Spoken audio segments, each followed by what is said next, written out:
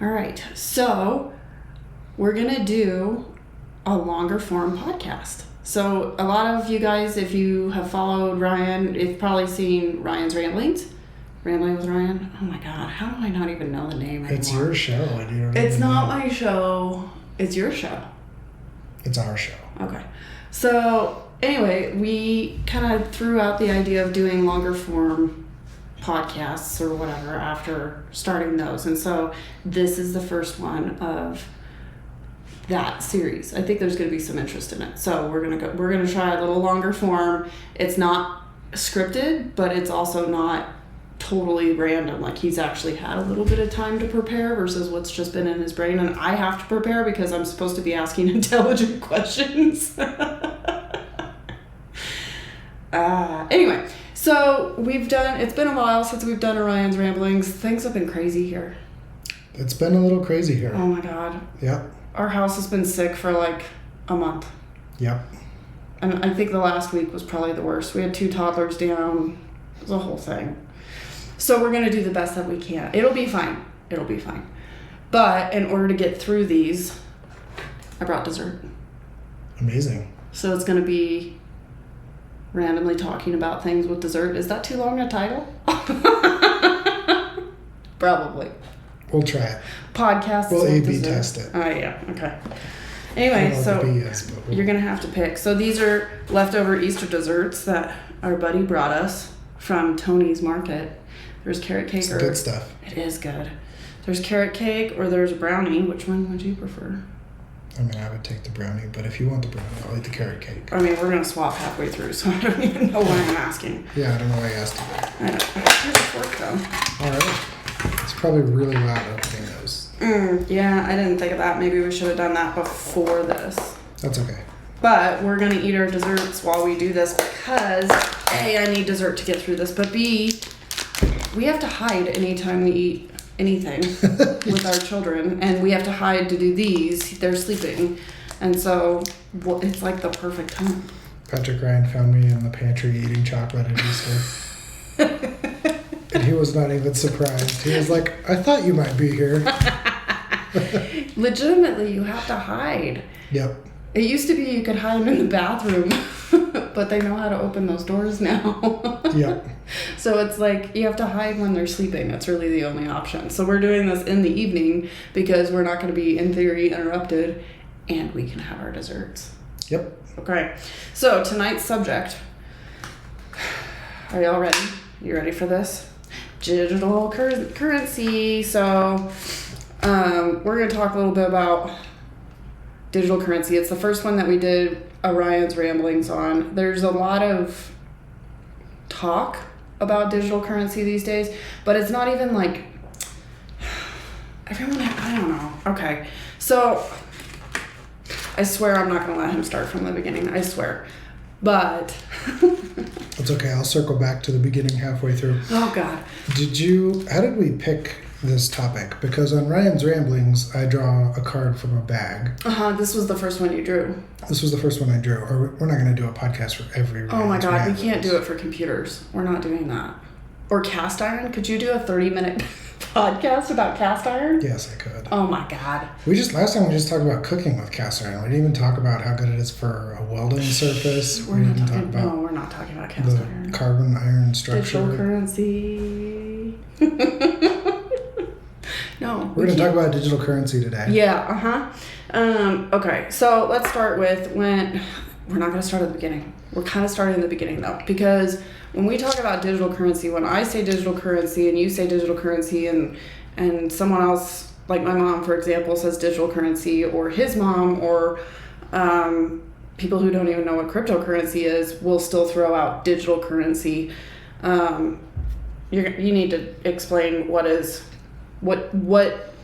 when we talk about digital currency, what does that mean? Yep. So I'll give some definitions that'll help us out here. And when we say digital currency, we are broadly speaking of a way to transfer and account for money using computer systems. Now, to some degree, we're all already using digital currency because we've given up on having physical paper and coin tender, and we use databases hosted by a bunch of banks, ultimately. So there is...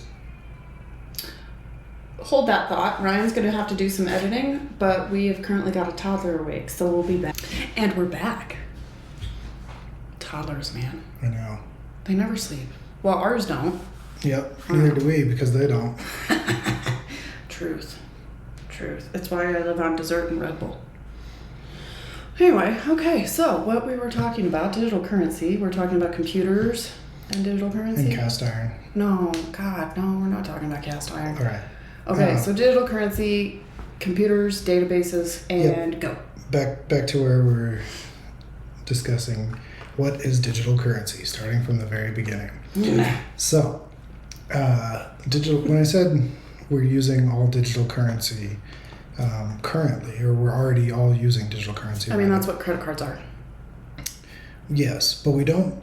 Here's the thing: we don't generally think of that, like a bank, as digital currency because it's not accounting for the entire currency, it's accounting for the bank's customers.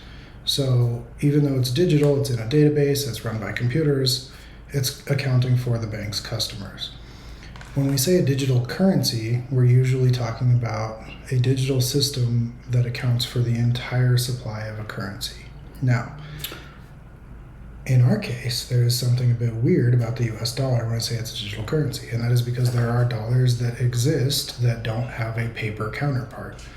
There are dollars that are just a number in a database. So the US dollar is a partially digital currency already because there is not a physical dollar that exists for every dollar in the money supply. Okay. So when they say that they're just printing money... Yeah, they oftentimes don't actually have to physically print the money. What they're doing is they're changing numbers in a database. Sometimes they are physically printing the money. They do both. But oftentimes they're just... And we'll get into... I wonder if you can hear the cat. Probably. This microphone is really good at picking up things like that, so probably. That's Hank. That's Hank. Yep, we can tell it's definitely Hank and not Oliver. Oliver's probably sitting peacefully somewhere. Yeah. If Hank yells too loud, we may have to let him in, the hooligan. Yep. He's probably going to wake up the kids. I know. We have a monitor in here. So, back to definitions.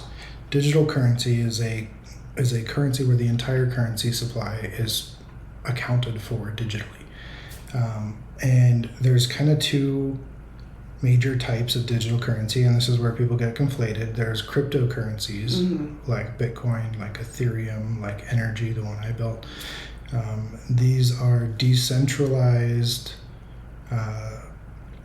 currencies that run on a cryptographic system. There's also central bank digital currencies, which may or may not run on some kind of cryptographic system, but they're not going to be decentralized in the way that Bitcoin would be. It's literally a central bank digital currency, so it's not going to be decentralized.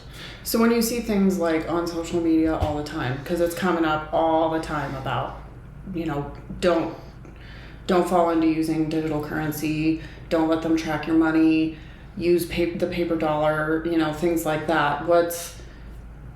That's I think where the confusion is starting to hit, because I see that a lot. Like, people are very anti-digital currency, and it's hard because that's where, frankly, we made a lot of our living for a while, was technically a digital currency, but it was cryptocurrency, and it's a different deal. So when people are talking about don't use digital currency, and more of like the conspiracy theorist, for lack of a better term, that's not really... Like, we don't encourage digital currency in that regard necessarily. We more fall into cryptocurrency side of things. Yeah, ideologically speaking, and I think you as well, I'm against central bank digital currencies, and I am for cryptocurrencies. And both of these things are digital currencies. So it's not enough to just say digital currencies are bad. Never use digital currencies. Right. So, all cryptocurrencies are digital currencies, but not all digital currencies are cryptocurrencies. Yeah. We have some difference there. Right. So Okay, so let's talk more about decentralized versus centralized. Are all digital currencies centralized?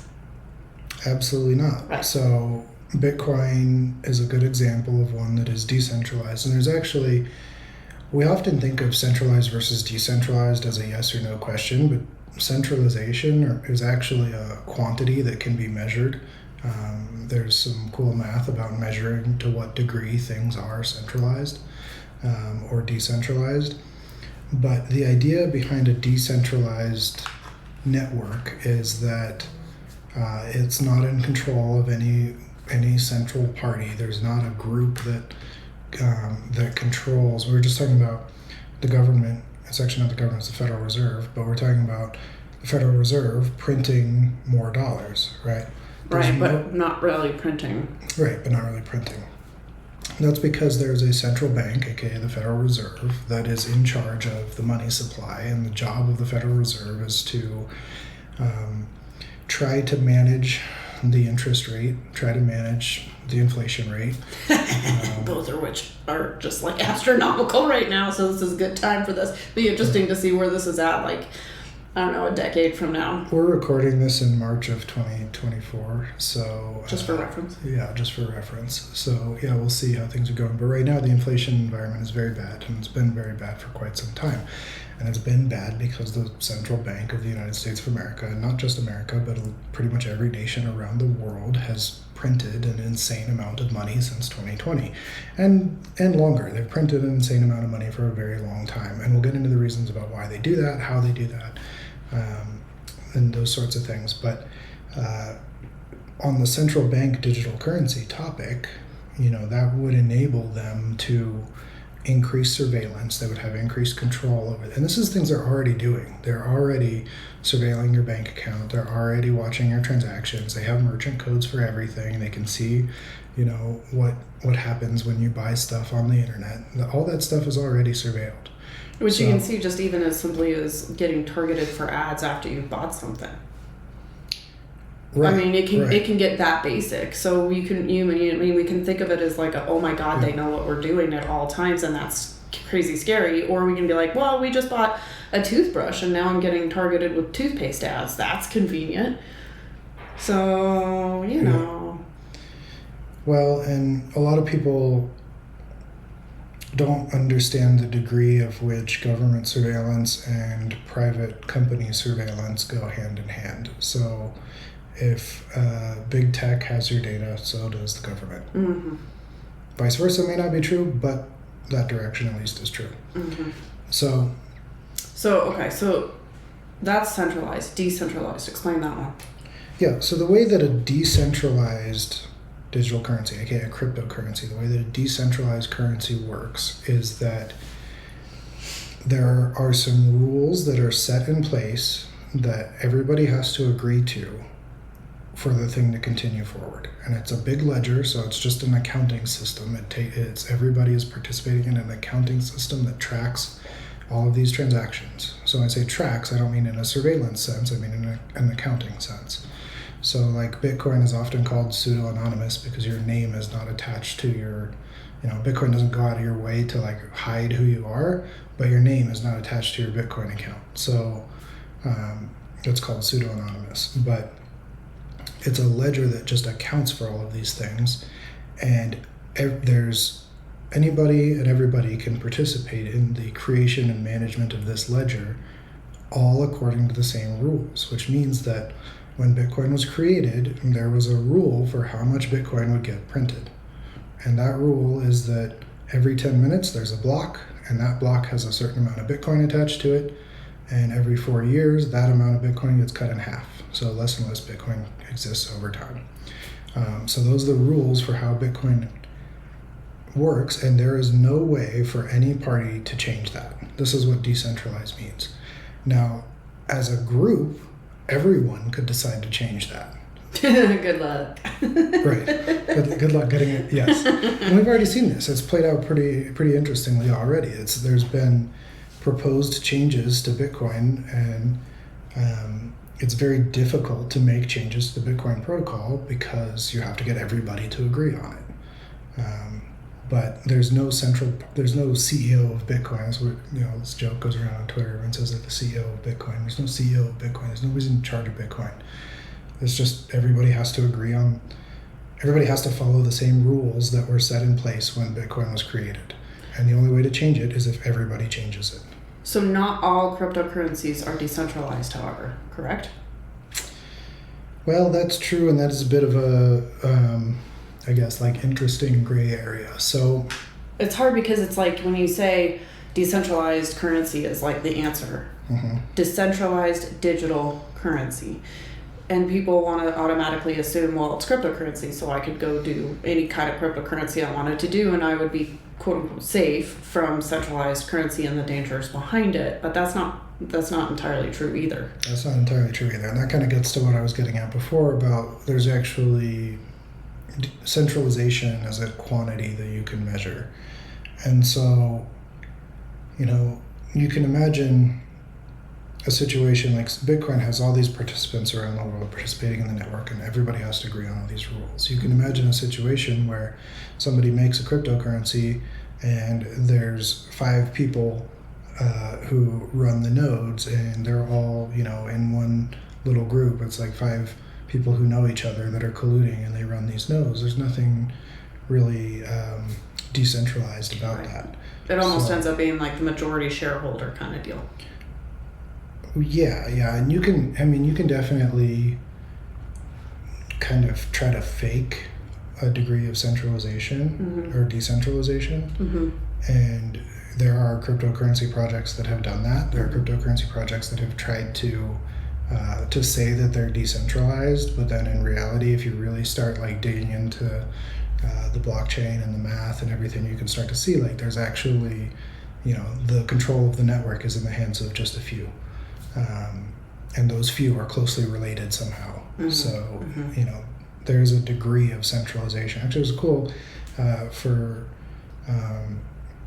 kind of mathematically or technically inclined people. There's a really interesting measure called Nakamoto coefficient. And it's named after Satoshi Nakamoto, the Bitcoin guy? The anonymous inventor of Bitcoin. The Bitcoin dude. Yep, the Bitcoin dude. Nice. See, I had an answer. I knew that one. Yep. Do not ask me to repeat that name because I can hear it and be like, oh yeah, that guy. Yep. I'm not going to say it. So, in any case, centralization versus decentralization isn't just a yes or no question in summary, and it is something that is a quantity that can be measured. And when we talk about decentralization, specifically what we're talking about mitigating the risk of central party control. So right now we have this inflation environment that we have in 2024 because we have central party control of the US dollar, which is the Federal Reserve, and that central party has decided to create a bunch of money, and the bunch of money that they created drove up the prices of everything. So now we're all suffering inflation as the consequence of increasing the money supply. So we've talked about we've talked about the dangers of centralized currency. Let's talk about the dangers of decentralized currency because, and I feel like we talked a little bit about it because just now we talked almost like the scam. I'm going to use the S word, the scamming. Yeah. Possibility where people are like, we're decentralized, and they're not. Yeah. So you still end up having to do a bunch of your own research to make sure that you are buying what you think that you're buying. Welcome to the world. Yeah, that's true of everything. That's true of everything. So you still have to put in the time and the effort to make sure that what you're getting, the product that you are using, is actually what they are advertising. But besides that, what are some of the other scary things, I guess, for decentralized currency? Well, one of the big ones is that cryptocurrency functions like cash. Right. So if you lose it, you lose it. If you lose it, you lose it. It has a lot of the same properties of cash. I hate it when I lose a 20 in the indoor arena. Yeah. True story. The nice thing is, like, if you lose a 20, you sometimes find it again in your laundry. Sometimes, yeah. But if you lose Bitcoin, you're probably not going to find it in your laundry. No. There's some stories of people that have... Like that dude that dug through the landfill? Yes. Okay, I remember that. This was years ago. Years ago that Ryan told me about this, and I was like, Yeah. And now I'm like, oh my God, I probably would have done the same freaking thing. He was an early participant in Bitcoin, and he had thrown away his hard drive, and he had millions of dollars worth of Bitcoin on this hard drive. And so he tried to excavate a landfill to try to find his old hard drive, and as far as I know, was unsuccessful. I don't know. I don't remember what you told me at that one, but Yeah. I was like, oh my God. But to be fair, so I do remember when you and I first met, you had started mining Bitcoin like in the very, very beginning or whatever, because it seemed like it was kind of a cool idea. But then like we have, I don't even know how many computers are in this room right now. 1, 2, 3, 4, I don't know, at least 4. Count the 2 laptops. 5, 6. 6. And some of these things are like dinosaurs, but they're the originals that he used for some of his Bitcoin stuff. And so he's actually found Bitcoin on El Dinosaur. That's his new name. That is a pretty cool name. El Dinosaur. I'm gonna definitely, if I get that machine booted back up, name it El Dinosaur. I mean, to be fair, I think it was named Hate before. It was because it kept breaking. It had so many hardware problems, and it just constantly broke. And it was, oh my God, that monster is so loud. If that thing gets powered up, we're not going to be able to function in this house. But there was, like, there's been multiple times that Ryan's like, I think I've got a hard drive somewhere that I've got some Bitcoin on. And it's been successfully recovered. But anyway, we digress. So I started mining Bitcoin in 2011, which is right. This is 2024. Was it 13 years ago? Yeah. How's your math? Is that right? Yeah. I didn't. You hesitated just a little bit. It's fine. So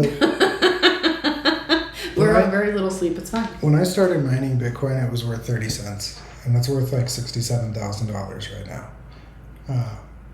Per Bitcoin? Yes. Oh my God. Yes. I didn't even know that. Yeah, so if I had just bought $100 of it when it was worth 30 cents, we wouldn't be doing this. we might still, but we wouldn't. This room behind us would look be a little much different. nicer. Yeah. This room behind us would be a jet. If he ever actually finds some missing Bitcoin from back then, and he actually did get that amount of money, this is all going to change. We're not going to say anything, but you'll know. I found all of the Bitcoin that I had back then, and it was not very much. Huh. So anyhow. So, but again, like the biggest risk is losing your currency. And really one of the biggest risks of that is scamming. Because it's not like you're going to put down your Bitcoin. I mean, we talked about losing hard drives or like your computer crashes or something like that. And that blows. So back up everything. Yep. But getting scammed is huge. Getting scammed is, scammers know to target Bitcoin. So that's a big danger. Just forgetting your password for your Bitcoin wallet is a pretty bad one. So definitely what you said about backing stuff up, you should back that up. Right. Back it up securely.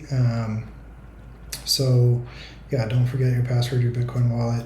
The scammers, that's really any cryptocurrency, like digital currency, cryptocurrency, like anything that's decentralized. Like if you lose your password, you're just right. That's a real bad day. Yeah. It's a really bad day. Right. Maybe a really bad month. I'm eating some of this brownie for the record. You should. It's good. In the cryptocurrency that I built, Energy, the main problem that we solved was like dealing with some of this loss. With scammers. Yeah, with scammers. So we implemented a way for the decentralized network to vote on incidents, so that we could actually recover. We could freeze funds and recover funds, and that's what we built it. What was the largest recovery you ever made? It was over $1 million. So nice. I think it was maybe $3 million. And it was not someone that forgot their password? No, it was a scammer. Yeah. It was a scammer. Yeah. So that's what we built at Energy. We're the only cryptocurrency that's done that. So that's a pretty novel feature in Energy. So if you're using Energy, you're a little bit less of these risks of loss that you might have with other cryptocurrencies. But those are kind of generally the risks of decentralized currency, is that they function like cash. Right. So if someone steals your cash, you're probably not getting it back. Right. And it's the same in cryptocurrency. Mm-hmm. Okay. That brownie is delicious. It's really good. Would Do you want to trade? You want some carrot cake? Yeah, I'll trade you. I don't want your fork. What if it has germs? Thanks. Okay, so let's talk about programmable money, because this is a term that when we were even just kind of briefly tossing around what we were going to talk about on this little podcast, he brought up programmable money, and I was like, now wait a minute. Because I'm so friggin' lost anyway. Now you throw around something like programmable money. What the hell does that mean? Isn't it cryptocurrency was programmed, right? Anyway, so let's talk about that. Cryptocurrency was programmed, and for the most part is programmable, which is something not a lot of people know. Okay. As far as Bitcoin, a lot of people do know that about Ethereum. But Bitcoin itself is also programmable to a degree. What does that mean? So remember when we talked about computers? I was so afraid we were going to go down this road. We're not starting at the beginning. Okay. We're not going to start at the beginning. Programmable money. Like, give it like a real world example. Like, what was programmed? So the simplest probably use case of programmable money dumb it down for me. Yeah, well, we'll start with something simple and we'll get into some cool stuff, because this is one of the things that makes cryptocurrency unbelievably amazing. It's a totally new type of asset that we have. And it's also something people are afraid of with central bank digital currencies, and rightly so. So we should talk about what does this mean? Because programmable money means that your money can do things that normal money cannot. If you have dollars and cents and you have cash in your bank, it's just a number. It doesn't do anything. Okay. Programmable money can do stuff, which is interesting. Like sing a song or some shit stuff. Sorry. You have a. This is a kid-friendly You show. have a beep out. Yeah, you have like a beep out function, right? Yeah. Okay. So, no, it can do computer stuff. Oh. So. Well, computers can sing a song. Yeah, technically you're correct. He just got stuck. The brain glitched just for like half a second. I was wondering what it would take to program Ethereum to sing a song. His pet project. Yeah. New song token coming soon. Just kidding. That's a joke, not financial advice. Anyways, so what programmable money means is that you can write code, just like a computer program, that is in some way intrinsically linked to the value that is stored on the cryptocurrency itself. So the simplest example of a use case for this is what we would call a multi-signature address in Bitcoin. And what a multi-signature address means is that Bitcoin cannot be transferred unless you have multiple participants sign off on the transfer. So almost like a trust. Yeah, kind of like a trust. Ooh, look at me putting things together. Yes, and it's a good segue towards what we're getting to, because in Ethereum we call this smart contracts. And in the traditional, sort of financial sense, we have money and we have contracts, and they're two separate things, and often contracts govern what we do with money and how we interact with money. But with cryptocurrency and programmable money, we can actually build contracts that are the money themselves. Like you have contracts that are on Ethereum that have value in Ethereum, and they execute as code. So multi-signature is like a trust. It's a very simple type of smart contract. When you get to Ethereum, you have incredibly more complicated things. There's exchanges, so people can trade tokens. You can trade this token for that token. The tokens themselves are smart contracts.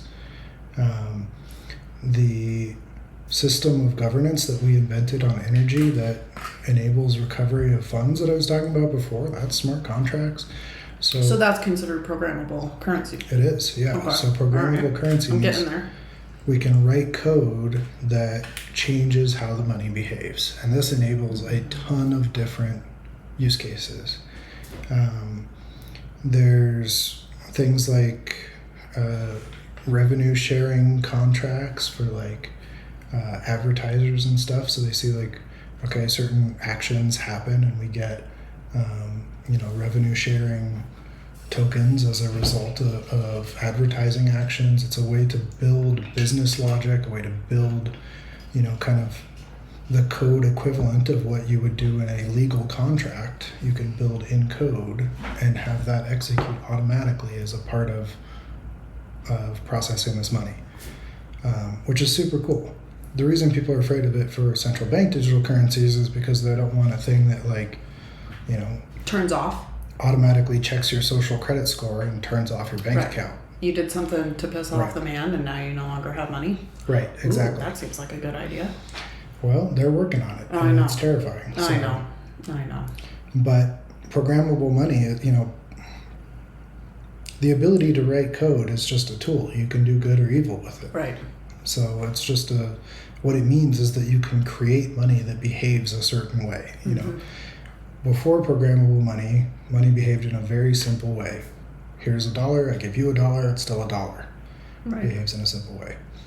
With programmable money, it doesn't necessarily behave in a simple way. There's things that, it could, any level of imaginable complexity, we can write applications that will do that. Okay, so this kind of feeds into my next question. Is it your opinion that cryptocurrency is the future for currency? Yeah. This is an interesting question. In general, I would say yes. Okay. Yes, because as a society, we're digitizing everything. Right. So, I would say not only is digital currency the future of currency, I would say digital pretty much anything is the future of that thing. Right. So. And if digital currency is the future of currency regardless, our best bet is to move to something that's decentralized, which is at this point cryptocurrency. There is nothing else that's decentralized. That's a digital currency. Yes, because I favor, ideologically, I favor things that empower people over things that empower governments. Right. So that's what decentralization is about. Right. I think that is a really important thing that we've developed decentralization technology and consensus algorithms that enable decentralization technology. Nakamoto consensus that Satoshi Nakamoto came up with for Bitcoin is a pretty incredible innovation. There's been even advancements upon that are in the areas of trustless consensus. We have really good technology that can enable us to build something that empowers people. Right. And I think that's very beneficial. And we shouldn't resist things becoming digital because it's just the trend that's happening either way. Right. So, we see this with, with our cars. Sometimes it's nice having an old car you can work on. If you want to tune a carburetor, you just need this screwdriver with a special head and you can change the fuel to air mixture. It's very straightforward. It's a mechanical device. It's very understandable. But we don't produce cars with carburetors anymore. It's much more efficient to produce a car with a computer that measures fuel and air. So, well, and to be fair, there are times that even we, as much as you're into cryptocurrency and digital currency and stuff like that, we go to the original form of payment, don't think like that, which is trade.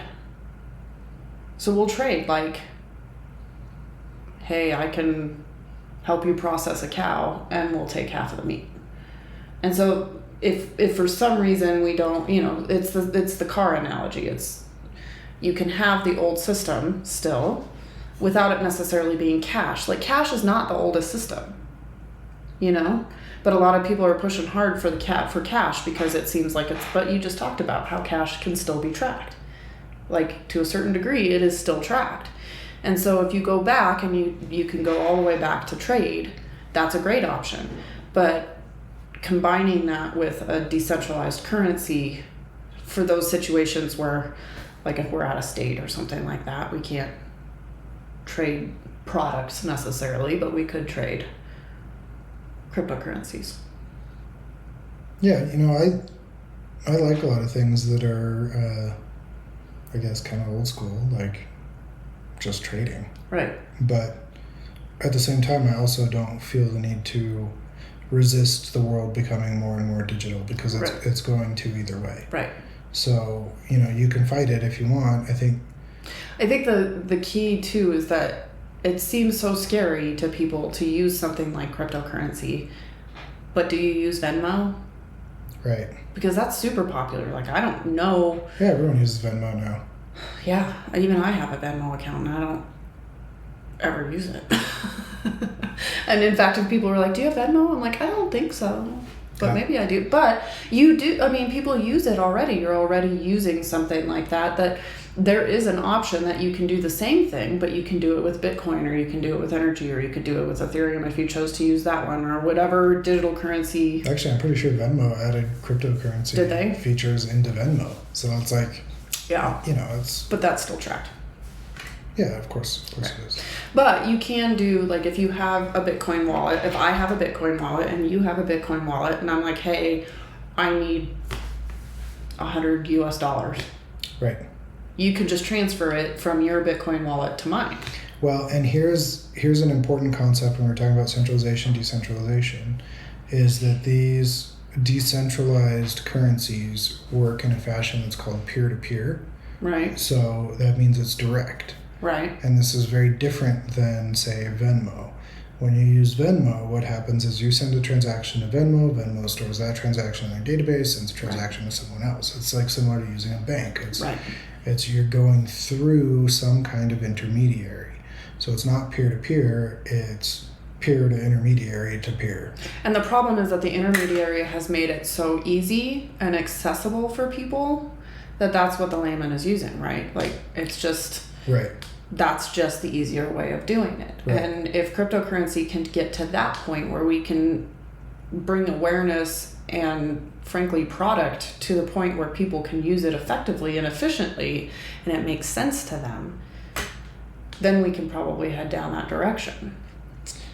Yeah, there's usability gains to be had, but interestingly, a lot of the things people worry about central bank digital currencies for, and they say, oh, you should use cash instead. The thing that they like about cash is that it's peer-to-peer. Right. You don't, if you're paying someone in cash, you don't take your cash to the bank and have your bank pay that person in cash. Right. You just give them the cash. Well, now you can do if you use cryptocurrency or like a Bitcoin, you can do peer-to-peer, except you could do it around the world.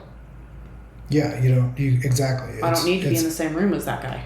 Almost instant, and you can do it around the world. Right. So where previously we needed an intermediary to send a financial transaction, and that intermediary was slow and sometimes unreliable and had all this, kind of onerous process around sending money. You can do that now, like almost instantly with cryptocurrency. You can send it anywhere in the world very quickly, which is awesome. So it's a great feature. It's like cash that you can use in a way that has more capabilities than cash. And this is just like the carburetor. This is why we shouldn't resist digitization of things. This is, digital cash is a great technology. If you think, I don't like the idea that someone is going to be tracking and controlling my money, then a central bank digital currency is probably something you don't like, whereas Bitcoin might be something you do like, or a decentralized digital currency, decentralized cryptocurrency might be something you do like because it functions like cash. Well, and the thing about it too is, like, if you're watching this, you know how to use things like YouTube or whatever.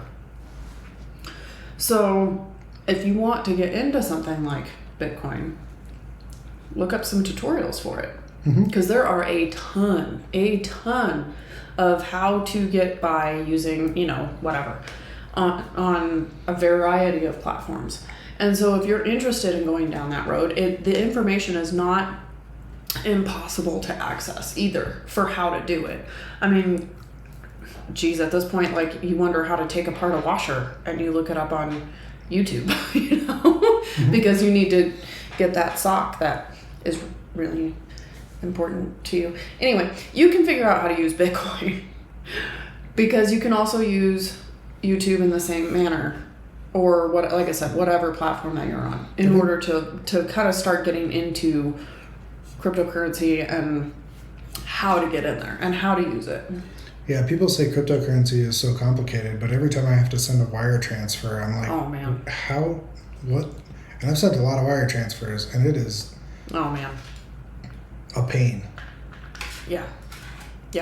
I mean, even getting things like a money order. It wasn't that long ago that I got was it a money order? Cashier's check. I got a cashier's check from someone. And I took it to my bank, and they were like, ooh, do you still possess the item that this was paying for? And I was like, well, that is a very nosy question. But technically, yes. And they were like, okay, well, let's verify the funds of this cashier's check before we go any farther, because we need to make sure that this is actually legit. Are you freaking kidding me? Cashier's checks used to be like cash. I thought that was the point. I thought that was the point. Kind of like a money order. And it's not. That's not how it works anymore. Like, you can literally get a cashier's check, drain your bank account, and then someone goes to cash that thing, and they think it's good to go, and it's not. Yep. Oh man, it's so frustrating. Yep. Should have gotten Bitcoin. I'm just kidding. Anyhow. You know what's funny? When I tried to buy Bitcoin in like 2013 or something. Okay. There's a really famous exchange hack that happened in 2013, and a ton of value was lost at the time. Small numbers by today's standards, but a ton of value was lost at the time. And right before I tried to send money to that exchange to try to buy some Bitcoin, and my bank was like, we think that you're getting scammed, so we're not letting you do this wire transfer. I remember that. You remember that? I do remember that. You went to that bank like 4 times. I know. I had to go through a bunch of process and rigmarole, and I was trying to tell them I'm not getting scammed. I'm just trying to buy Bitcoin, and they had no idea what Bitcoin was. And No, I do remember that. Yeah, that was crazy. What'd you think of that carrot cake? It's pretty good. Yeah. Yeah, it's all right. Big fan of the brownie. The brownie was better. The brownie is delicious, and I'm not gonna lie, I thought I would kill this dessert the whole time, but it's a lot of dessert. I don't know. I bet you can kill it. I'm usually pretty good at eating desserts, but this is a lot of dessert. Okay. So, against my better judgment, I'm gonna give you free reign because I don't have any more prompts. So yeah. Where do you want to go with this conversation? Oh, the cat's back. Hank, it's okay, Hank. Don't worry about it. He's like, don't give him free reign. Let me in. I'll fix it. All right. Well, yeah, I'll take free reign. So, probably one of the first things I want to talk about is, and I promised earlier in the episode. Oh God. Not that I would start from the beginning. But that I would talk about the Federal Reserve and how the Federal Reserve creates money and why they create money and all of this kind of stuff. Because remember we were talking about how there are U.S. dollars that exist that are just numbers in a database. Right. And when we talk about cryptocurrency, we have this accounting system that accounts for the entire currency. When we talk about just numbers in a database, it's pretty easy for like dark money to exist. What's really dumb about that too, like when we were kids, you were taught, oh, every dollar that's printed, there's gold that exists for it. Well, that was a bunch of baloney. Yeah, that was true until 1913 when the Federal Reserve was established. And we were taught that so I was taught that, and I'm not throwing shade at where I was taught things, but maybe I am. I don't know. But I was taught that in 2002. There's still a lot of people that think that. There's a lot of people that think for every dollar that's printed, there's some bar of gold sitting in some warehouse. Yeah, they think the government has gold that backs up all the dollars. So that's what you were taught. Yeah. And so we've literally gone from there's a chunk of gold that represents the cash in hand to you don't even have cash that represents the cash Yeah, in the database. Like, you don't have the fake paper for the gold. Like, how many points of separation do we need here? Right.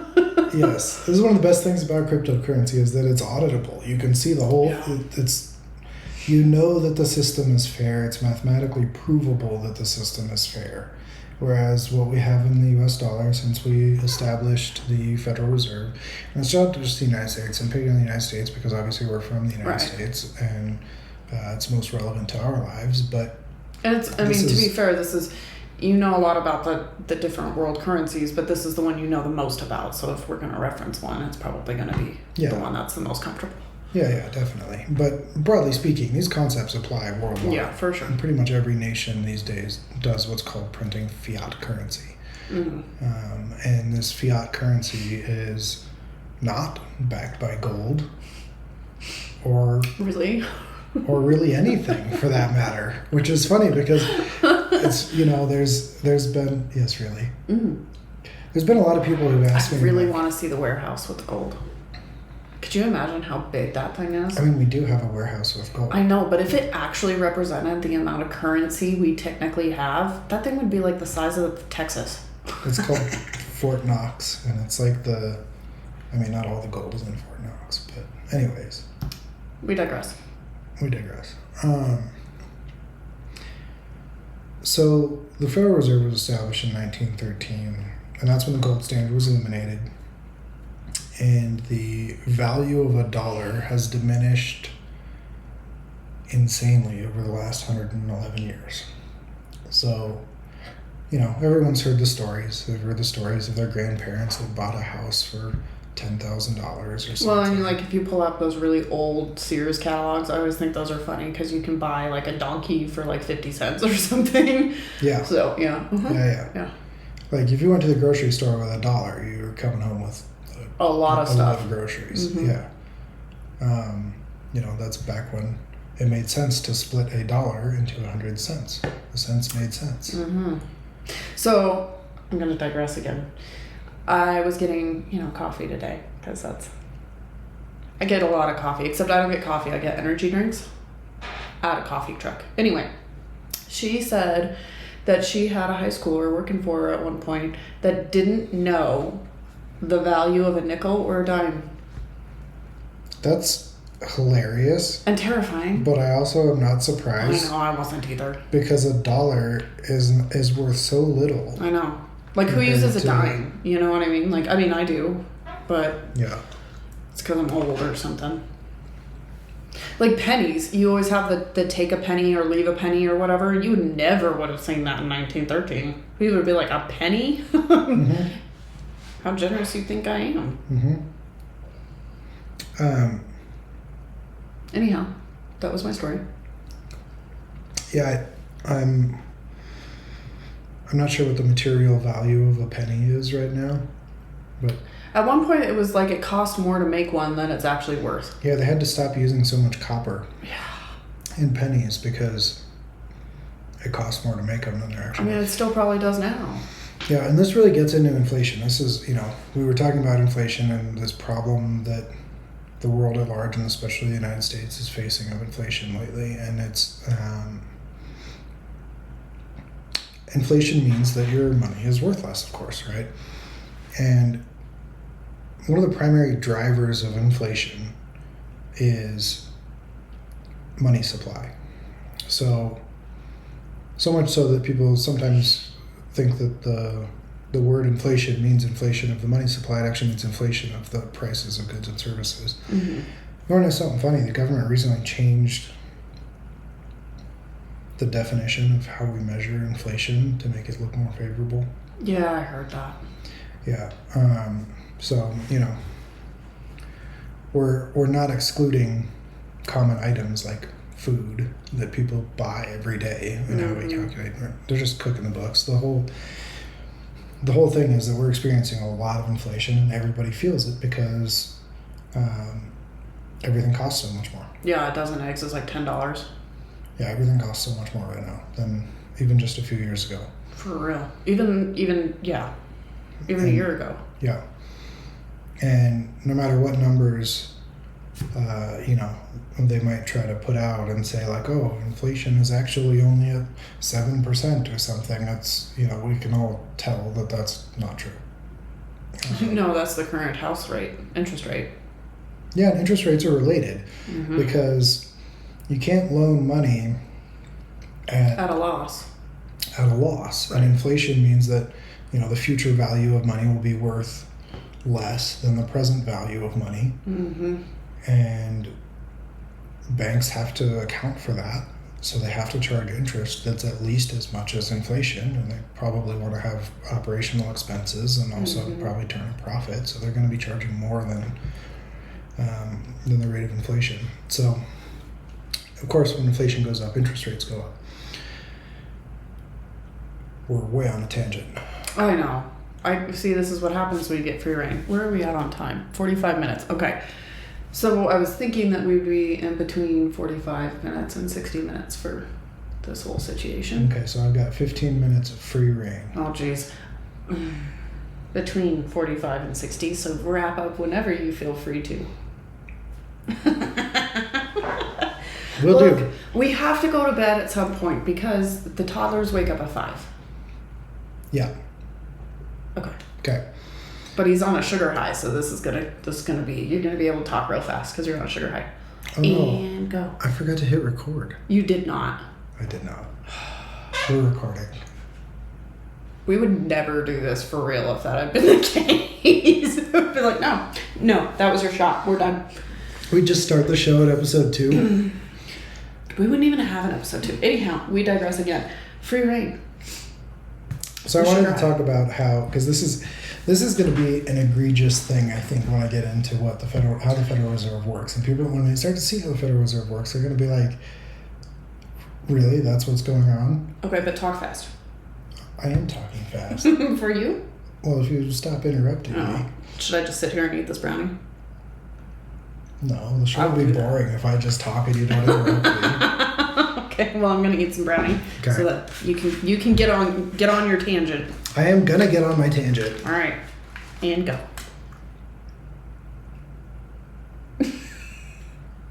So the way that the Federal Reserve operates is that they are trying to control the money supply by generally, there's a couple of ways that they do it, but one of the most common ways that they do it is something called, what's it called? Open market operations. So what open market operations means is that the Federal Reserve will buy assets, and the Federal Reserve maintains a balance sheet of all its assets just like any other business. But the Federal Reserve will buy assets from banks, and they will buy assets by just crediting the bank's account. So when I said it's all just numbers in a database, this is basically what I mean. So they may or may not have that money in the reserve. They're just like, here. There is no reserve. It's not a reserve. There's no gold standard anymore. There is no reserve. But yes, it's just... They just walk over to Chase and they're like, here's your gold bar.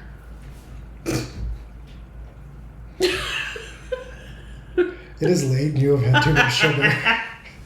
Anyway, it's just arbitrary numbers. Who fed you sugar? That's good stuff, man. It is good. Okay, continue. Arbitrary numbers. So they just credit the bank? They're just crediting a bank account. So the bank is selling some of its assets in exchange for the number in their account going up. So you're saying they're selling their assets, not like here's my desk chair. All right, maybe I had too much sugar and I'm getting stupid. It's usually bonds. Okay. Stocks and bonds. We're talking about market assets, not the desk chair. Okay. What time is it? Why does it feel so late? It's so late. We have not slept well enough in a while. No. And I'm still recovering from a stomach flu, and obviously the brownie was a good choice. It was. You know we have ice cream too. No. We could have ice cream. No, we can't. We have to finish this. Federal Reserve assets, not the desk chair. Yeah. So, like, imagine they come to buy your house and just, you give them your house and they just increase some numbers in your account. But those numbers didn't come from anything. There was nothing to back them. And this is what people often ask me about Bitcoin. They say, well, what backs Bitcoin? And math. Well, yeah, that's a pretty good answer. Thanks. But the thing is like, a lot of people think gold backs the dollar, and it does not. It's so disappointing. There is nothing backing the dollar. So when people come to me, they're like, what backs Bitcoin? I'm like, math. What backs I should start saying math.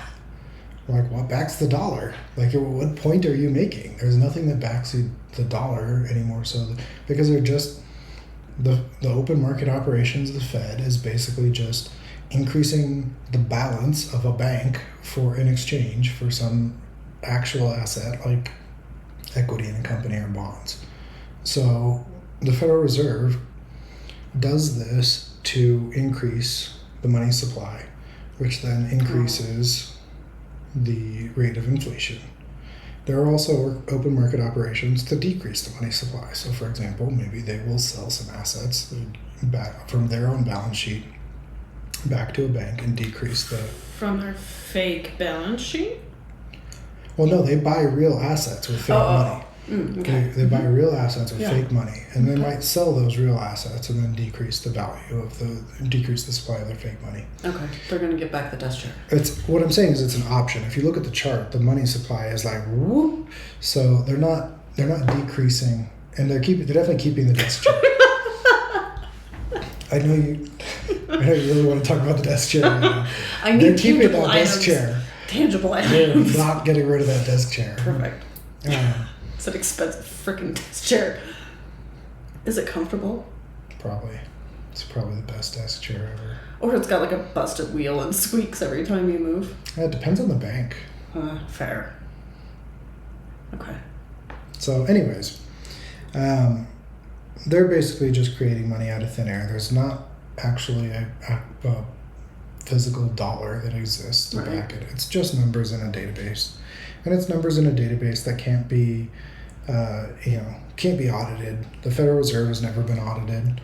Every time somebody tries to make a political point of saying we should audit the Federal Reserve, it gets shut down immediately. There's no way that in the current political environment that is going to happen.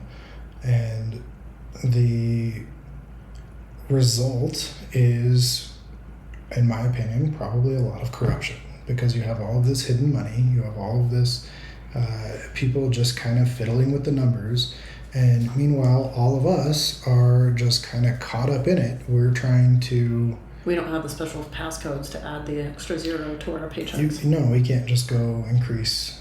No. Like if I wanted to buy land and all I had to do was change a number into someone else's database to do it, I'd buy a lot of freaking land. Mm-hmm. But anyways, the reason that they do this is what I really wanted to get to, is kind of the crux of the whole thing. The United States is in a debt crisis. Mm-hmm. It's worse than most people know. It's worse than, even if you know the United States is in a debt crisis, it's probably worse than you think it is. Mm-hmm. The United States is in a very bad debt crisis. If we look at the numbers, we're probably $175 trillion in debt in terms of present value, and that includes future liabilities like Social Security and Medicare. But present value, we're probably $175 trillion in debt. So we are never going to see Social Security. Well, that's...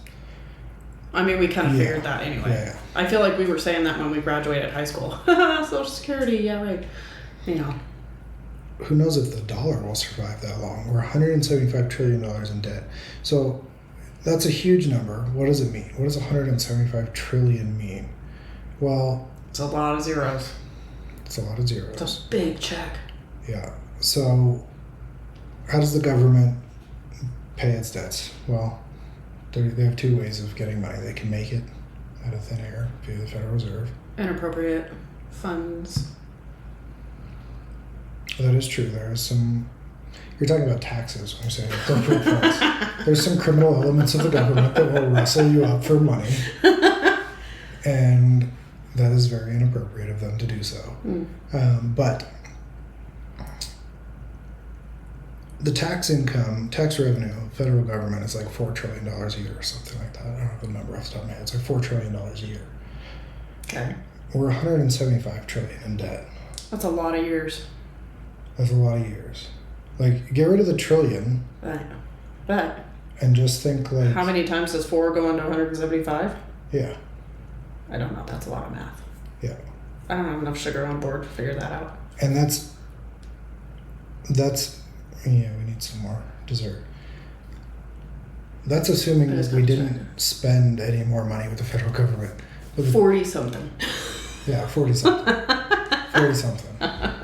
So if we still collected the same tax revenues and shut down every function of the federal government, it would take us over 40 years to... Over 40 years, without funding the federal government at all to do anything.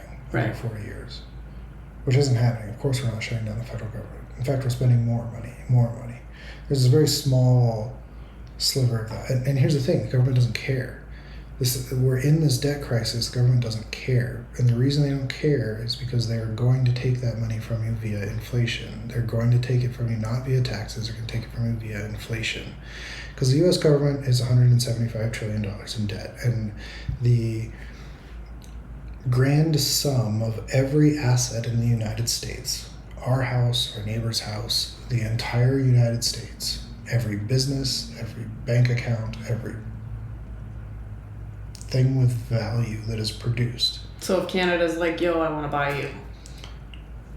Yeah, well, nobody could. But but the entire value of everything in the United States is about $177 trillion. Oh, jeez. So we're 175 trillion in debt. We're worth 177 trillion. The country's broke. Mm-hmm. The United States is borderline bankrupt. Mm-hmm. But don't tell anyone.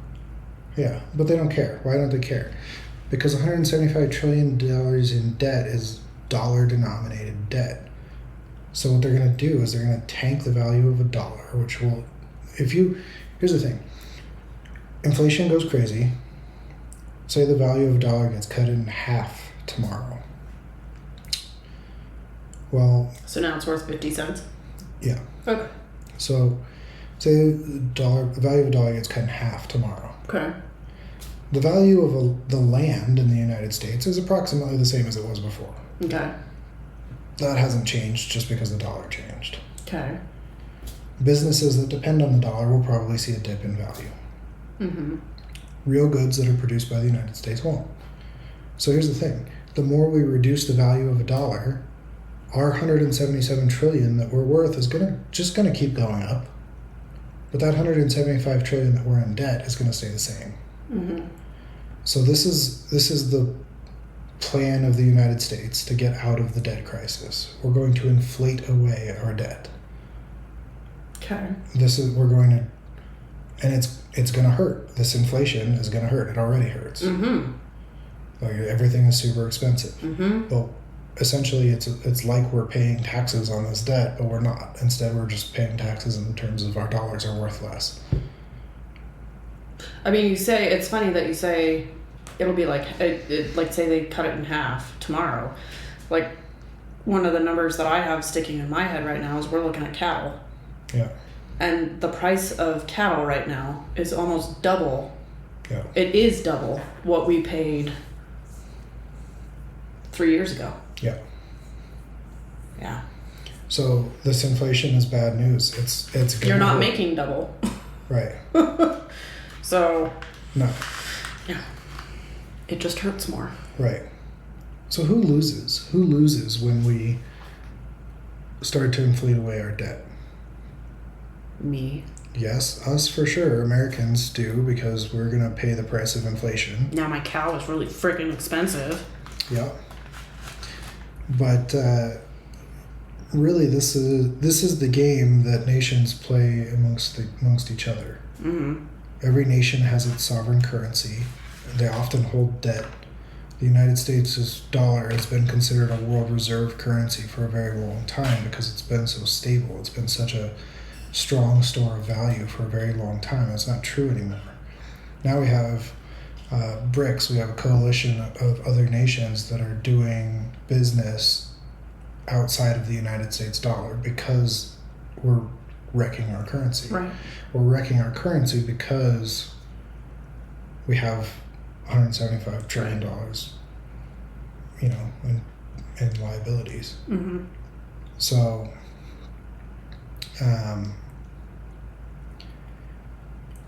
every nation that holds dollar-denominated debt, the U.S. included, ultimately kind of loses as a result of this. And the United States isn't the only one playing this game. All of these nations are playing this game with each other all the time. Right.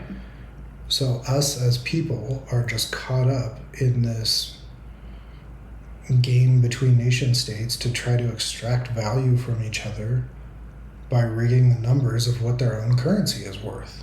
So we pay more for a cow because of international agreements, international, disputes, international bickering. So I'm going to summarize this. You're pushing for a worldwide currency. There already is one. It's Bitcoin. Right. There Yes. we go. I'm pushing for a currency that enables people to be self-sovereign, that enables people to transact and do business outside of the games that nations want to play with each other. And that's why I like peer-to-peer currency. That's why I like Bitcoin. That's why I like cryptocurrency. Right. Because it doesn't depend on, it's not, everything is related, so I shouldn't say that it doesn't depend on, it's not fully independent. Everything is always related. But it is outside of the control of the nations that are manipulating their currencies as part of international political leverage. So, if you're one of the people that's out there screaming against digital currency, we hear you, and we don't necessarily disagree with you. But what we're asking is actually for a lot of the people that are screaming against digital currency to actually go back to the drawing board a little bit and understand what exactly we're saying when we say digital currency, because it is not all evil. But what you have been taught is digital currency. Might be.